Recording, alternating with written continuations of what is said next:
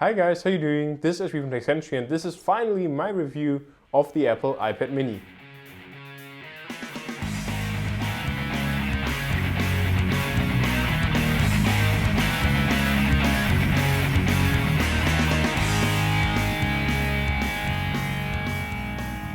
So let's start out with the price, and the iPad mini in the 16GB Wi-Fi only version starts at $329 or euros depending on where you live. And to me, honestly, this is pretty much as much money as I want to spend on an iPad mini, despite all the other storage options, 32 or 64GB.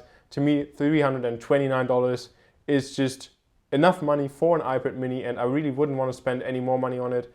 And also, especially in those days where we stream a lot of the media, for example, using Spotify for music or YouTube for video, in the US, even Netflix and Hulu. So honestly, $329 is as high as it gets for me. I'm not willing to consider any higher options, but if you maybe want to get a 4G version, then you'll definitely have to add up even more on that price, and you'll probably find yourself being close to $500 or euros, which is quite a steep price. So if we take a look at the performance and specs, a lot of people, including myself, were disappointed with the fact that the iPad mini only has the A5 dual-core processor. So especially considering that there are $199 alternatives like the Nexus 7, which has a quad-core processor, this processor in the iPad mini, especially since it's an older processor that you'll also find on the iPad 2 and also on the iPhone 4S, was a letdown. Now in everyday use, after using it for around 2 weeks, I have to say in most tasks this isn't an issue at all, because even gaming with more intense games like Need for Speed, Hot Pursuit is fine.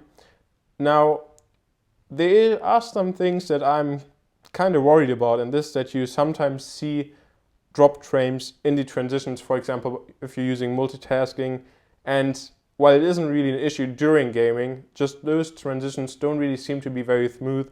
And so, especially since this is a device that's just released, I'm afraid that over time when you load more apps on there and if the apps get more intense, this might be a bigger issue that the iPad mini can't hold up.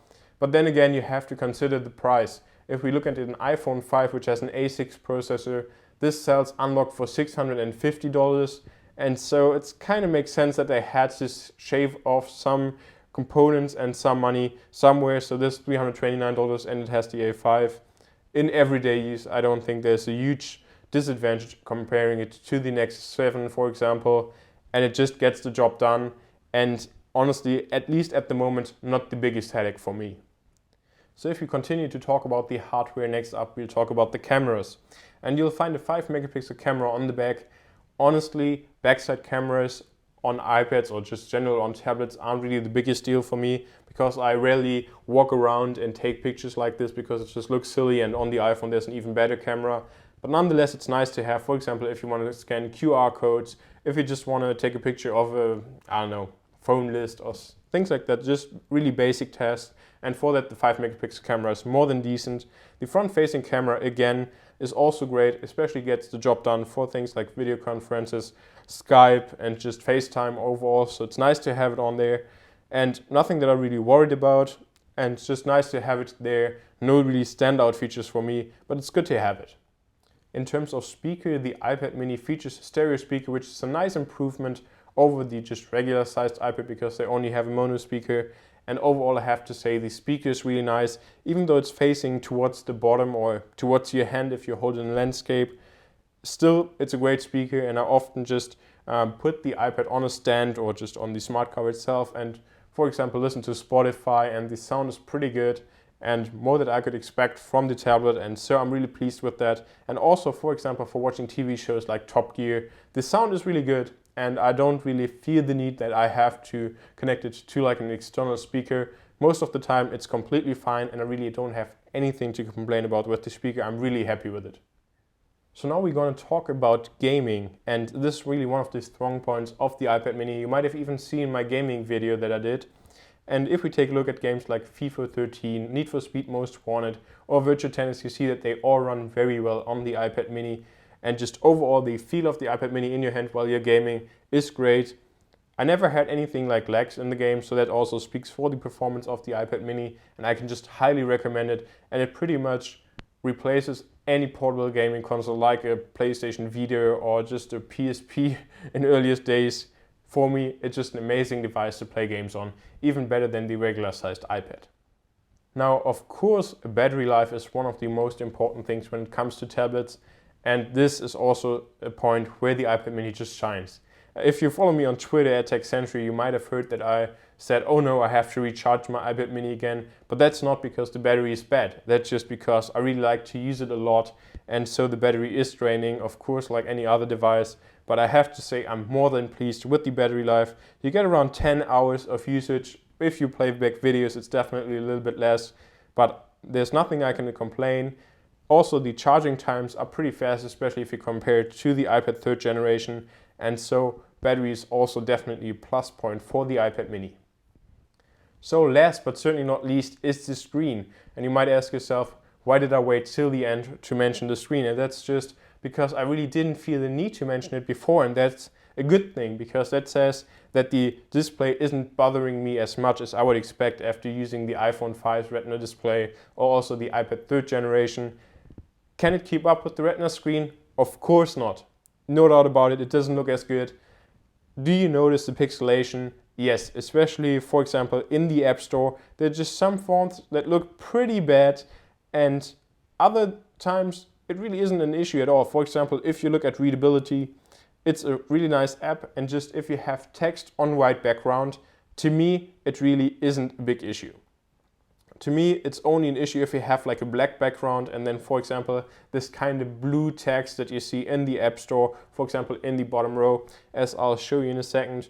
And this is pretty much only time where you really notice pixelation. For the most part, it's completely fine, especially if you do what I do and play a lot of games. You don't notice any pixels at all. If you watch videos, you don't notice it either.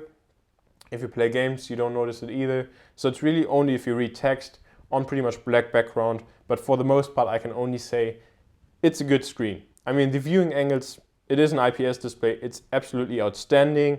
Colors, to me, just look good. They're not perfect, but they're good. And so the screen, to me, is nothing to worry about. Of course, I'm completely looking forward to next year, where we'll hopefully see a Retina screen on the iPad mini. But for now, I can definitely live with the screen. No issue to me, at least. And I'm pretty sure that if you decide to pick up the iPad mini, you won't be disappointed either. So let's come to my verdict. And as you might have heard throughout the video, I'm really pleased with the iPad mini. And while there are some minor downfalls, like that the speed could be a little bit better and that the Retina screen would definitely be nice on here, this, in my opinion, is the best iPad to this date. I owned the 1st generation iPad, I owned the 2nd generation iPad, I owned the 3rd generation iPad, and I think this is the best by far. I think this just has the perfect size in your hand. It's just a lot of fun to use it, and for gaming it's just absolutely outstanding, also for watching videos, and especially to just carry it around. It's so thin and light and just feels so great in your hand that this really is an outstanding product. And not even 1 second after I purchased it, I felt like that I wanted to sell it, or that it was a bad decision to buy it, or that I just spent too much money on it. To me, the 16GB version at $329 is a sweet spot. I'm more than willing to pay this money for this device. I wouldn't necessarily go up higher in the price ladder, but I think if you will pick this up and if you're thinking about purchasing an iPad mini, I can only recommend it. It's a great device and you'll definitely have a lot of fun with it. And so this also gets an outstanding rating of 9 out of 10, and I think this is pretty much the highest score that I ever gave any product in my reviews, and this just shows that this is one hell of a device. I really like it a lot, and the only thing that Apple can improve is just a better processor, faster processor, and the Retina screen, and then hands down it gets 10 out of 10. So I hope you enjoyed this review. If you did, please make sure to hit the subscribe button above this video. Also share this video with your friends, and I really hope to see you in my next video. Thanks for watching. Oh, and let me know what you think of the iPad mini, or if you think the Nexus 10 is better, or 7 is better.